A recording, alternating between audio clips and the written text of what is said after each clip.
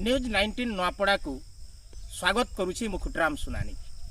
आज आम थिपाखोल जीवा नुआपड़ा जिला सिनापाली ब्लॉक रो थिपाखोल सरकारी फाइल रे एक पर्यटन स्थली मान्यता पाइछि। हेले सेठिकार स्थिति किभली अछि आज आम देखिबा, आसंतु जीवा। थिपाखोल पहाड़ मझिरे पानी झरी अनेक जल भंडार सृष्टि करिथिबा स्थानर ना। यार ना रे पाखरे गढ़ी उठिछि एक गाँ। ऊपर भागरे रहिछि डंगर गाँ।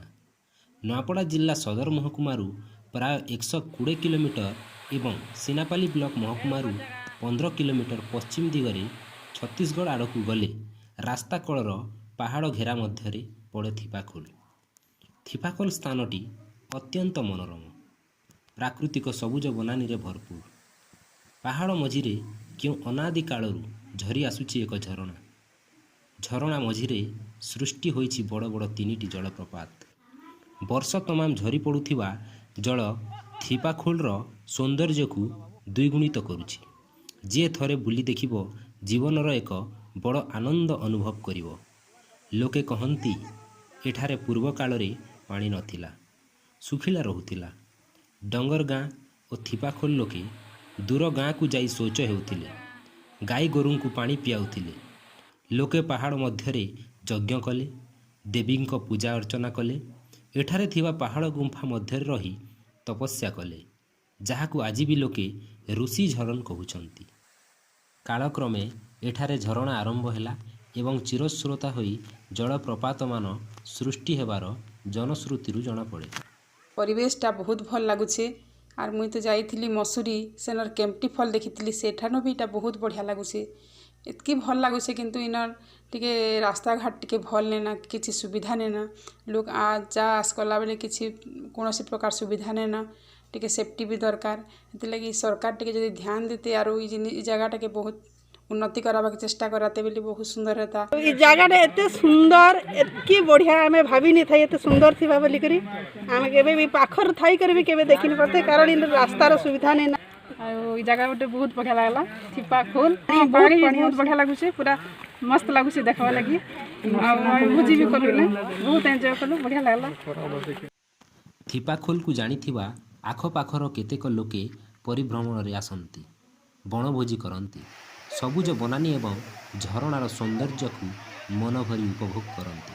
स्थानटी जिला पर्यटन विभाग फाइल रे पर्यटन स्थली नाम रे दर्जा पाइछि। हेले पर्यटन विभाग एठी चिन्ह वर्ण मध्य मिले नाही। स्थान को पहुँचीबा पाई रास्ता नाही, नाम फलकटे मध्य नाही।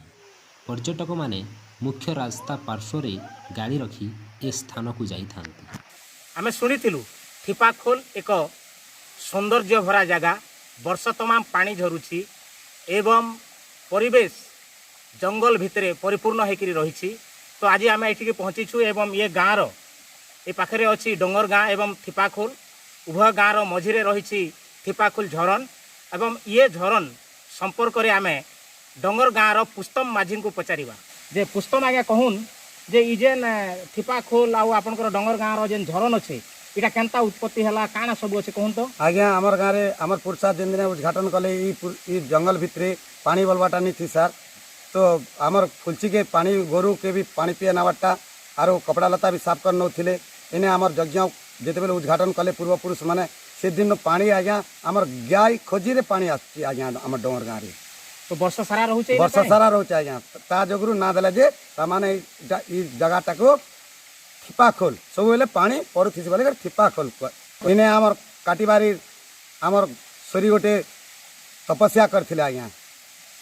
तपस्या जगह आमर आमर आमर बड़ू आमर गोटे पुरुषा इन्हें तपस्या करथिले। से दिन आमर भद्र व्याप के माने जोटघाट ही करी इन्हें गोटे यज्ञ उद्घाटन करथिले आज्ञा। यज्ञ उद्घाटन कला के तापर जिकरे आमर गाँ के पानीटा मिलला आज्ञा। से जेन जगह रे तपस्या करथिले से जगह काना कहसन एटा हला आज्ञा ऋषि झरण बोली करे आज्ञा। ऋषि झरण एबे भी अच्छे, एबे भी अच्छे आज्ञा। सेना पानी झरुचे, पानी झरुचे आज्ञा। तो इनर आसबा लागि जीवा लागि सुविधा काना अच्छे? सुविधा बेले आज्ञा बहुत किछि टरफुल अच्छे आज्ञा। रो रास्ता किछि नी, निजर आसबा भाई माने ताकर गतागत ने आसुछ तार गतागत ने पलुचत किछि गोटा आमे जणाले हमर सरकार इले जानबे बोली करी एज खुटराम सुनानी आज्ञा संगे कुस्तम माझी बसिछंती।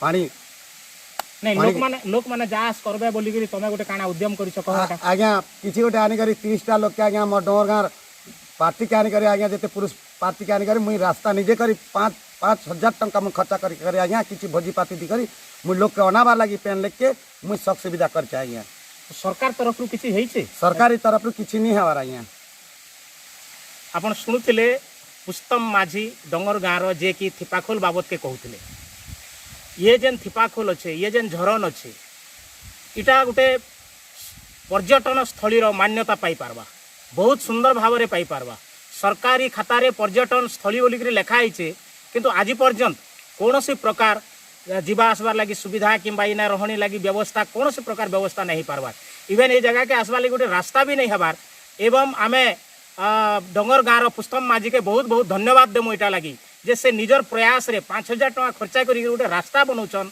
जेनटा कि थिपाखोल पाक के लोक मैंने आसी पारबे एवं इनर जेन मनोरम एवं सौंदर्य अच्छे या के उपभोग करबे। डंगर गाँवर पुस्तम माझी थिपाखोल स्पॉट को लोके केमिति सहजरे पहुँचे से उद्यम करुछंती। मुख्य रास्तारू थिपाखोल को एक 0.5 किलोमीटर रास्ता निर्माण करुछंती। एइथिपाई श्री माझी 5,000 टंका खर्च करी लटाबुदा सफा करी माटी पत्थर को समतुल करुछंती। न्यूज 19 परिवार तरफरू तांकु साधुवाद जणाउछु। नूआपड़ा जिला प्रशासन पर्यटन विभाग वन विभाग स्थानीय पंचायत एवं ब्लॉक प्रशासन थिपाखोल पाई एक रास्ता निर्माण करंतु यह लोकंक दाबी रही। प्राकृतिक सौंदर्य भरा थिपाखोल को सहजरे आसी लोके मन भरी उपभोग करिवे। थिपाखोल को सहजरे लोकंक नजर को आनिबा पई डंगर गाँवर पुस्तम माझी जो प्रयास करुछंती तांकु आम न्यूज 19 परिवार तरफरू पुणी थरे साधुवाद जणाउछु। दर्शक बंधु वर्तमान आम थिपाखोल रु फेरीछु। थिपाखोल बुलाबुली करिबार बहुत कष्ट अनुभव भी होछि हाथ गोड़ दरज होछि। तेबे थिपाखोल केमती लागिला आमर वीडियो भी केमती लागिला निश्चिंत भाव में कमेंट बॉक्स रे कमेंट करिवे एवं पुणी आमे आपन को नुआ एक एपिसोड रे नुआ एक पर्यटन स्थली देखेबू।